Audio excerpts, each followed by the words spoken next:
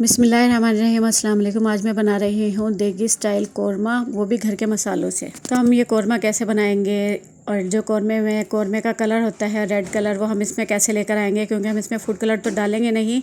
तो हम घर के मसालों से ही इसको हम कलर लेकर आएंगे जो कौरमे वाला होता है। यानी कि जो देग का कलर होता है वो कैसे आता है वो मैं आपको बताऊंगी। तो रेसिपी को आखिर तक देखिएगा, स्किप मत कीजिएगा, ताकि आपको पता लगे जी हम घर में ही रहकर घर के मसालों से देगी चिकन कौरमा कैसे बना सकते हैं।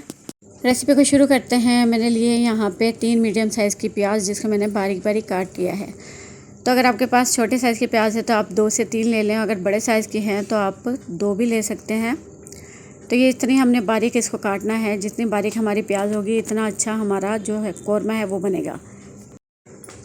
तो आप सोच रहे होंगे कि प्याज से कौरमे का क्या ताल्लुक़ है। जब हम प्याज को ब्राउन करेंगे और उसको हम ब्राउन करने के बाद जब हम इसको पीसेंगे तो जो दाना बनेगा हमारा कौरमा देग वाला, तो दानेदार जो कौरमा बनता है वो प्याज से ही बनता है। तो इसलिए प्याज जितना अच्छा बारीक कटी हुई होगी इतना ही अच्छा हमारा कौरमा बनेगा। और अब यहाँ पे मैंने लिया है एक बर्तन और उसके अंदर मैं डाल दूँगी घी। तो दूसरा स्टेप हमारा घी है, तो घी से कौरमा ज़्यादा अच्छा बनता है, इसलिए यहाँ पे हमने घी शामिल किया है। घी को गर्म कर लेंगे और उसके अंदर ये बारीक कटी हुई प्याज शामिल कर देंगे और उसको मैं ब्राउन करूँगी। और यहाँ पे मैं इसको और दूसरे मैं आपको बताऊँगी यहाँ पे जी ब्राउन प्याज हमने कैसे करनी है, और जो ब्राउन प्याज भी हो जाए और क्रिस्पी कैसे करना है उसका खुसूसन मैं आपको बताऊंगी। प्याज को हम यहाँ पे ब्राउन करने के लिए रख दिया है, और अब देखें जैसे ये थोड़ी नरम होगी इसके बाद मैं इसके अंदर डालूंगी 1 चुटकी नमक। तो नमक डालने से क्या होगा, एक तो प्याज हमारी बहुत अच्छी सी गोल्डन ब्राउन होगी, और दूसरा ये जब हम इसको रख देंगे थोड़ा ही हवा लगाएंगे और उसके बाद हम इसको जब पीसेंगे हाथ की मदद से तो बहुत ही ज़्यादा क्रिस्पी और क्रंची प्याज बनती है नमक डालने से। तो बस अब हम इसको मुसलसल चलाएंगे तेज़ आंच करके और प्याज को गोल्डन ब्राउन कर लेंगे। इस तरह से हमारी प्याज का कलर आना चाहिए। उसके बाद प्लेट में निकाल के हवा में खुला करके इस तरह से थोड़ा खोल के रख देंगे, ताकि ये प्याज और अच्छी तरह हमारी क्रिस्पी हो जाए। और यहाँ पे मैंने लिया है 1.5 पाव दही, क्योंकि मैंने लिए है यहाँ पे 3 पाव चिकन, तो 3 पाव चिकन में 1.5 पाव दही बहुत रहेगा। अब दही के अंदर मैं डालूंगी कुछ मसाले।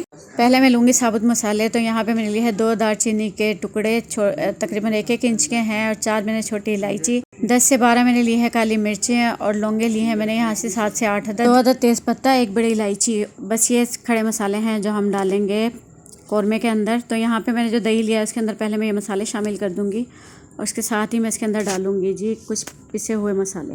इसमें जाएगा जी 1 टेबलस्पून भर के पिसी हुई लाल मिर्चों का, और 1.5 टेबलस्पून भर के मैं डालूँगी पिसा हुआ धनिया।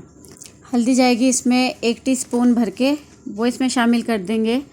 और इसके साथ ही इसमें मैं डालूँगी 1 टीस्पून भर के पिसा हुआ ज़ीरा, वो इसके अंदर जाएगा। और उसके साथ ही इसके अंदर मैं शामिल करूँगी 1 पिंच यानी कि 1 चुटकी में डालूँगी इसके अंदर जायफल और जावित्री का पाउडर। तो जायफल जावित्री हम इतनी ही शामिल करेंगे क्योंकि बहुत स्ट्रॉन्ग होता है, और हमारा जो चिकन है वो बहुत कम है, तो इतनी क्वांटिटी बहुत रहेगी। और अब मैं इसको मिक्स कर लूँगी अच्छी तरह, सारे मसाले मिक्स कर लेंगे। उसके बाद इसके अंदर हम डालेंगे नमक हस्बे जायका, इसके अंदर शामिल कर दूँगी, और उसके बाद इसको अच्छी तरह से दोबारा से मिक्स कर लेंगे।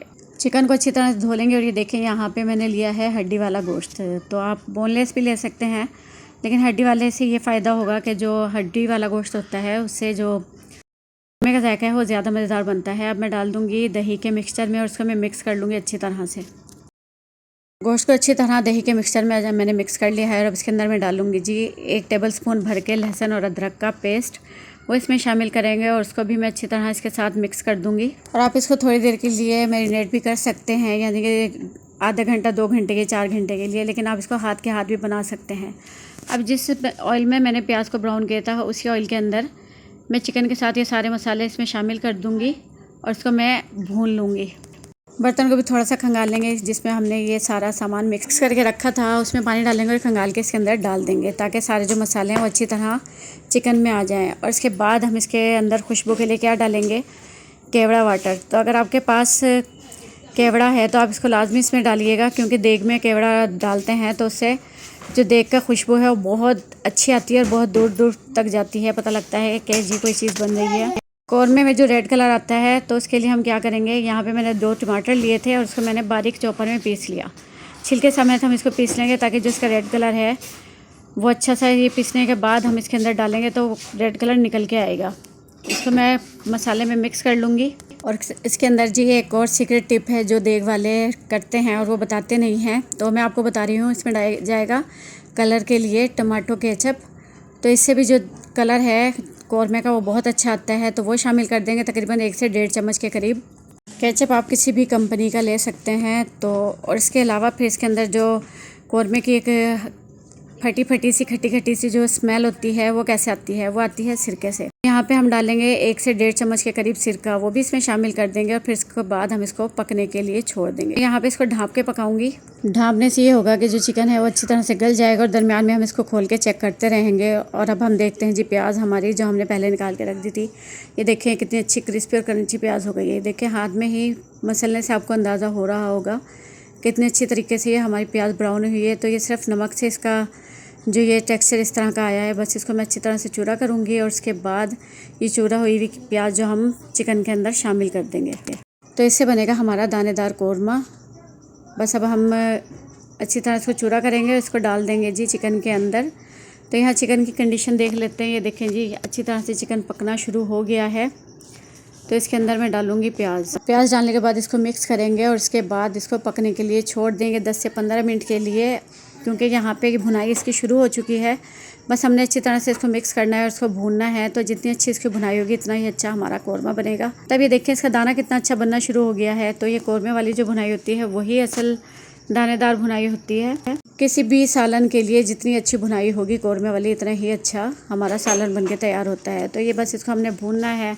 और यहाँ पे देखें भुनाई इसकी कंप्लीट हो गई है और इसकी खुशबू बिल्कुल देग वाली आ रही है। तो आप इस रेसिपी को लाजमी ट्राई कीजिएगा। और कौरमा यहाँ पे हमारा तैयार हो गया है। बस हमने इसको अब उतार लेना है चूल्हे से, या फिर हम इसको चूल्हे को बंद कर देंगे, क्योंकि ठंडा होने के बाद भी ये थोड़ा सा और खुश्क हो जाएगा तो मसाला इसका कम हो जाता है। तो बस यहाँ पे इतनी भुनाई काफ़ी है, इसके अंदर हमने पानी तो शामिल करना नहीं है। इसलिए जी कौरमा हमारा यहाँ पे तैयार हो चुका है। उसके अंदर अब हम डालेंगे जी बारीक कटी हुई अदरक। डालने से पहले आप हमारे चैनल को सब्सक्राइब कर लें और जो मैंने टिप्स एंड ट्रिक्स आपको बताई हैं कौरमा बनाने की, उम्मीद है वो आपको पसंद आई होगी। और रेसिपी आपको पसंद आए तो उसे लाजमी ट्राई कीजिएगा, अपना फीडबैक देना मत भूलिएगा।